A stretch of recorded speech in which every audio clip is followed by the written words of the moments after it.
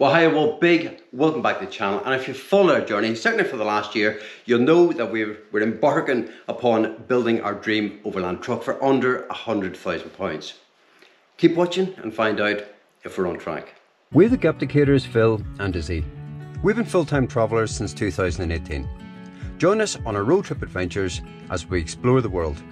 And for weekly updates, subscribe, like, and turn on that bell notification. So listen, if you're embarking upon a build, all I can say is it is one of the most engrossing processes you'll ever go through. Physically, mentally, research, and just coming back at night and trying to process what's next, really. And yeah, it's been a bit of a journey. But actually this video isn't about the build so much, the physical build, it's more about the numbers. So I'm going to hand you over to our Chief Financial Controller. Come on. Here is my budget. It's boring, and actually, even though I've got new glasses, I can't even see that. It is boring. It's boring. I like to spend it. Izzy likes to control it. When we first set out on this challenge, I suppose, and we said we were going to do this for 100k, it was actually really hard putting a budget together because it's such a bespoke thing to do. And, you know, no two trucks are ever going to be the same. So trying to get costs for things was really, really difficult. People don't want to give you a cost. They want to give you a ballpark, which often is, you know, huge. I just want to interject very quickly because that's a really round figure. We didn't just pluck 100k out of thin air. We actually sat down. We did. For quite some time and actually put a budget together, and it came up at 100k. 101, I think it might be. So. But we did also think it was a good number for YouTube as well. We did. We did. We did. We thought people would be curious about that. So we put this budget together. I think the other thing for us is that we've been out of the UK for quite a long time and perhaps hadn't necessarily really got to grips with the huge price increases that everything seems to have been affected by. But anyway, what we did was we broke it down into sections, and so the first section is the base vehicle. And we were bang on the money with how much we want to spend on the truck. We got that right because you'd been researching, hadn't you, for months and looking at trucks on the market. We knew what was the right amount to spend for the sort of vehicle that we wanted, and we were really pleased that we picked up the vehicle. It's a really funny one because, of course, your budget is your budget. You know, if you've got 80 grand to spend on a base vehicle, fantastic. Right, yeah. You know, we didn't have that, and so we actually wanted a left-hand drive vehicle. We wanted a left-hand drive, low mileage vehicle. But we actually couldn't get one within our budget. And so we had to opt for a right-hand drive, which we obviously sourced back in the UK. I think that the cost of bringing something into the UK, importing these days, you know, import duty, VAT, all the rest of it. And it was all those associated costs that sort of made us think, actually, we're not going to achieve our 100k budget if we do that. Yeah. So we were on the money in terms of the truck. So what we'll do, while we're talking about this, we'll put up on the screen what's in this category, what the spend is so far to date, what the actual, what we budgeted and what the actual costs are. Sadly, we're actually already overspent in this category because we had, if you've been watching, you'll know we had the issue with was it the injectors on the truck? So the truck that we thought was really well priced wasn't actually such a bargain after all, and we spent over 6 grand having it put right, and that really did sort of blow that part of the budget from day one almost. So we felt like we were really starting on the back foot in terms of being able to save any money. We were hoping we would shave some money off in certain places, but that really hasn't happened.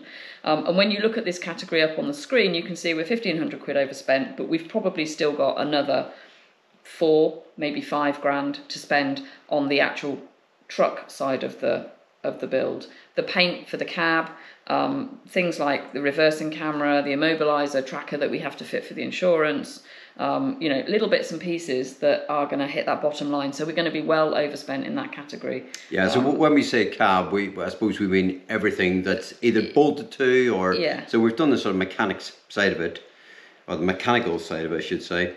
So yeah, it's everything else. Yeah. So next up is the hab box, and this is a category where we really thought we could save some money. We had this plan that we would buy a freezer box, we would cut it down to size, and that would save, you know, inevitably thousands and thousands of pounds on what you spend on pre-made panels or buying a box made for you. And that did actually work, that plan. So we were really pleased that we managed to pull some money back there.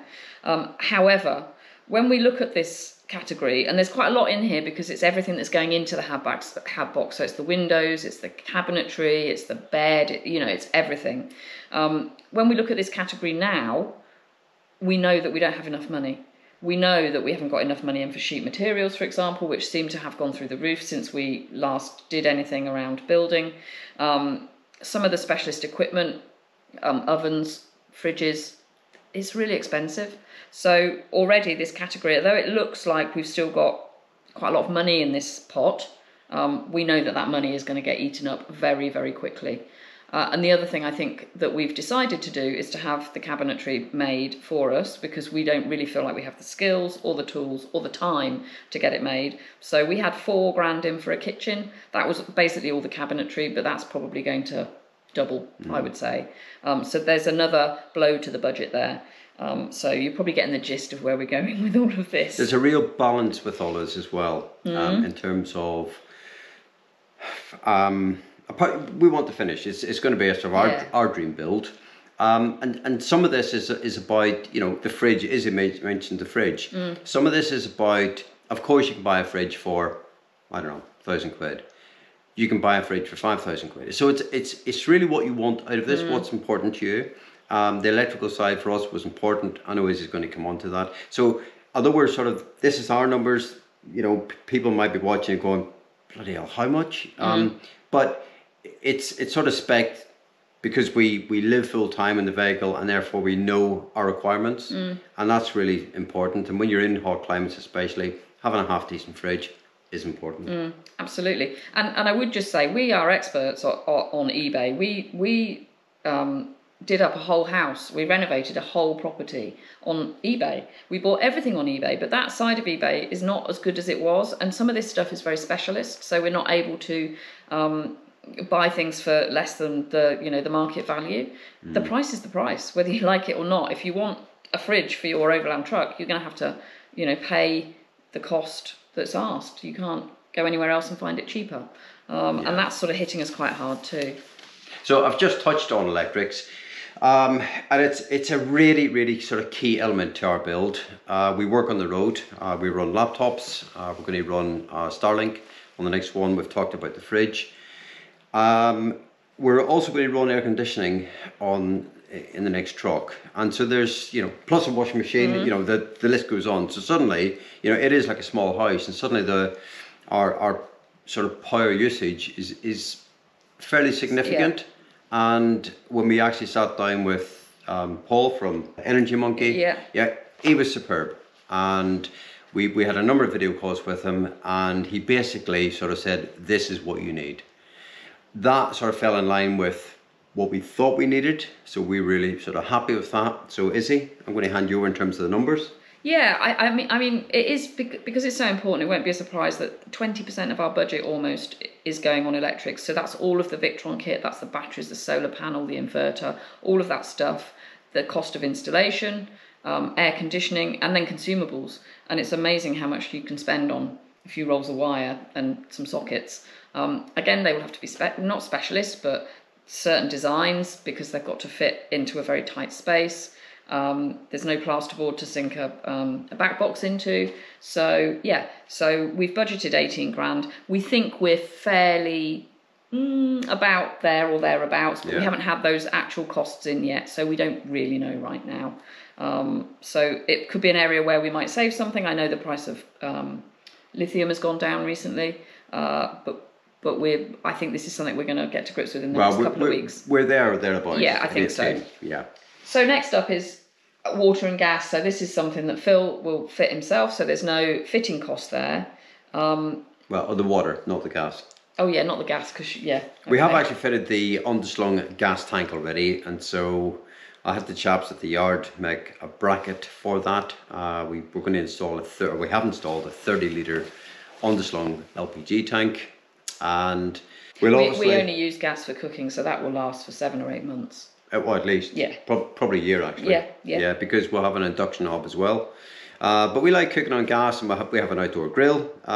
So yeah, we will actually get that connected up with a gas fitter at that time.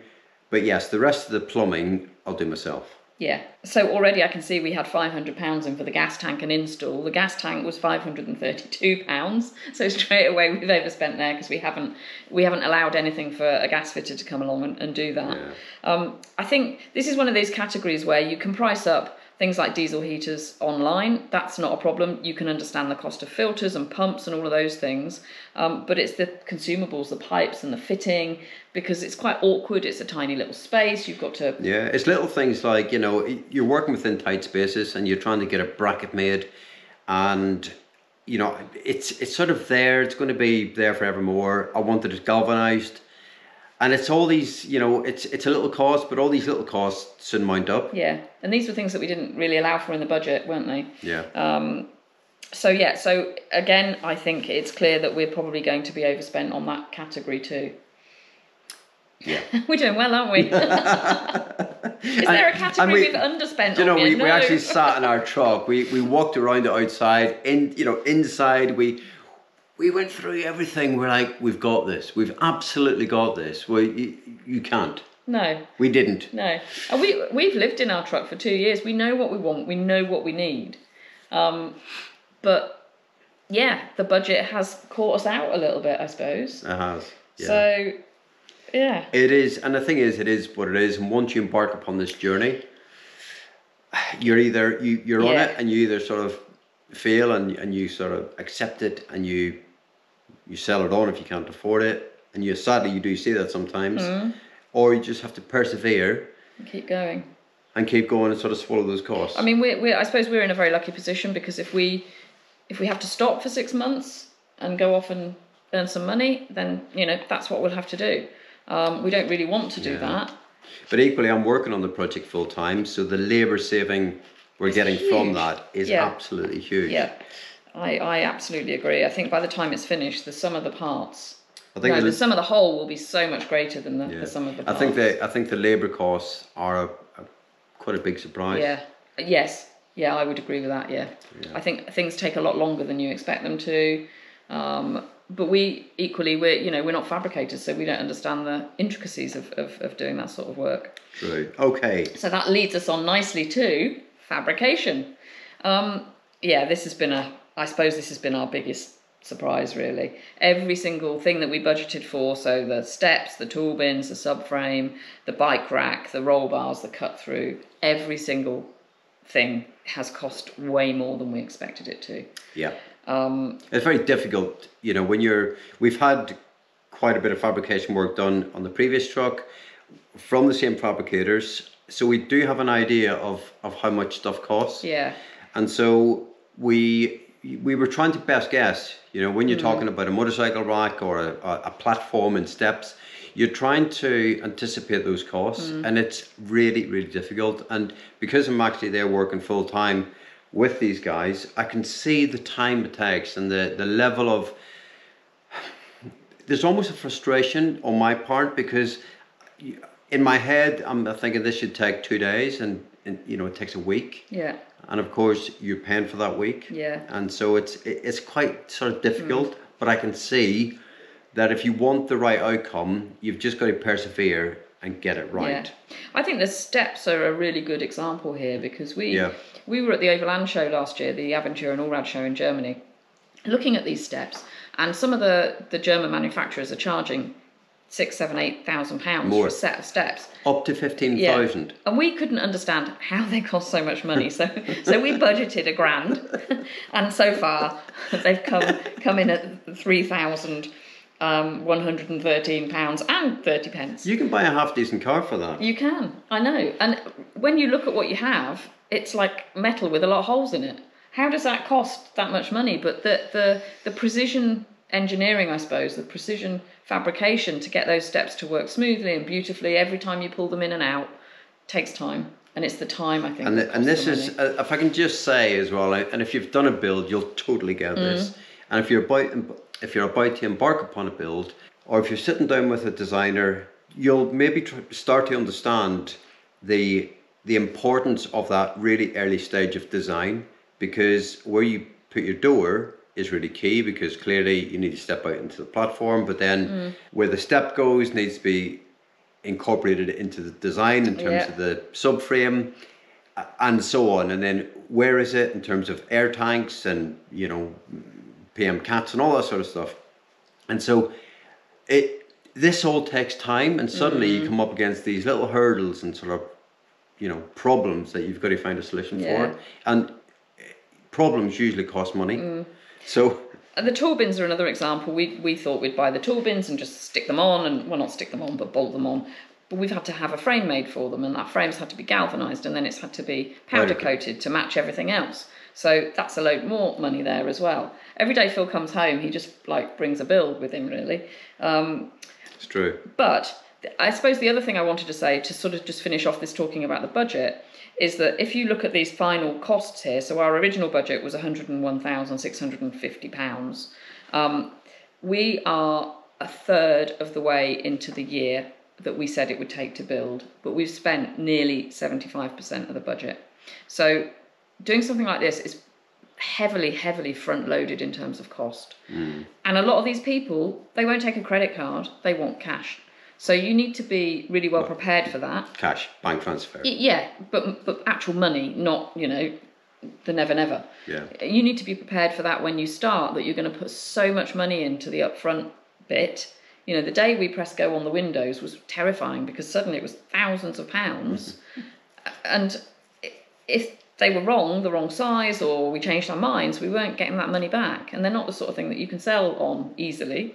So that's food for thought as well, I think. And perhaps we haven't quite appreciated that balance. So suddenly you take something like the initial fabrication costs, such as the subframe and the windows and doors, plus the electrics, and that's the stage that we're at now, and you're probably in the region of 60 grand. I mean, that's sort of minimum. Yeah. That's not including the base vehicle. And so you can see straight away our 100k is there. Yeah. So I suppose the answer to the question about whether we're on budget, and quite a few of you have asked that question on various social media and channels and things, we're not. We're a shade less of spending 72,000 to date, which leaves us 30-odd thousand in the budget. We think we probably need 50. So I think we're going to be 20% over budget, which is really disappointing. 10% would have been okay. 20, it's not ideal. I can remember one of our previous videos, I think one of the first videos we talked about the truck, and I put a little funny in there. It was Kevin McLeod. Yes. Yeah. So 120, I was like, sincerely hope not. And it's, to be honest with you, it's probably going to be even more than that, because we haven't even factored in things like the seats. You know, we want to replace the seats in the cab. Yeah. I want a winch. You know, I keep saying I'm going to the winch shop, jokingly. Not this year. And and this is the thing with Overland trucks, it's when do you stop? And of course you can build a truck for 100,000. You can actually do that. You could. We're being a little bit picky. We want the sort of, I suppose, the best electrical setup. A really nice finish as well. You know, we're going to live in this truck full time. We want it to be, I suppose, the truck of our dreams, because we won't ever do this again. So we want it to be right. We might. Really? Okay. When were you going to tell me that? We might. But, you know, it's okay. Financially, we're going to have to do a bit of jiggling and wiggling and working hard, and Phil might have to go down the docks. Not sure how much that will help, but, you know. Yeah. Once upon a time, maybe. Yeah. So we're going to put all this up on the screen for you. If you do want a detailed copy, we're happy to share. Just drop us a line and we'll send it to you. But it's very difficult. What I'll say is, and again, if you watched any of our videos, you'll know that a lot of this stuff is incredibly bespoke. And unless you have the base vehicle really sort of determines what you're going to build in terms of what size you're going to build. So if it's a unimog, it's only going to be so long. If it's a a 4.5 meter truck like ours, then clearly you can put a big box on there. But what I'll say is, generally speaking, the bigger you go, the more it's going to cost. And that sounds obvious, but what I mean by that is, if you have a bigger engine, if you have bigger wheels, if you have bigger anything. Bigger water tanks, bigger waste tanks. You know, it's always going to be, yeah. So if you want a bigger water tank, it's a good example actually. Suddenly it goes from say £200 to £300, and it's all these £100. It's hundreds of pounds more, isn't it? And having them made bespoke to size is hugely expensive, as we've just discovered. Yeah. So nothing is sort of off the shelf. Obviously, fridges and bits and pieces like that, hobs. Yes, of course they are. But that fabrication cost in particular, is quite eye-watering sometimes. Yeah. So and the problem is once you're in, you have to keep going. You're in. Yeah. So. Okay, so that's really where we're Is that the last of it? Yeah, that is the last of it. Okay. Guys, listen, we love the comments, of course we do. Keep them coming. I know that there's probably people going, oh, you morons, or you know, what are you thinking? I can't believe you spent so much money on that. But that is the nature of the business, and it's just one of those things that you until you're on the journey, and I know there's people out there with trucks going, yep, I hear you. I'm sort of there with you. And it's sort of hard to believe sometimes that you sort of see these numbers and you think, no way, that's ridiculous. And what I'll say to that is we're probably going to build this truck for 125, 130,000. That's just gone up. If you compare that to what we seen at the Overland show last year, and what we know that people are paying for trucks, even here in the UK, it's easily 250, starting if you're very lucky, to 4, 5, 6, 7, 1.4 million. These things are, I get they're new, but they are eye-wateringly expensive. So 130,000. You're not having a winch. I am. Not this year. Yeah, it's big money, but it's a big vehicle. Yeah, and in the grand scheme of things, we think it's worth it. Yeah. So yeah, drop us a comment, and thank you so much for watching. Yeah. And until the next time. Take care, guys. See you then. Bye. Bye.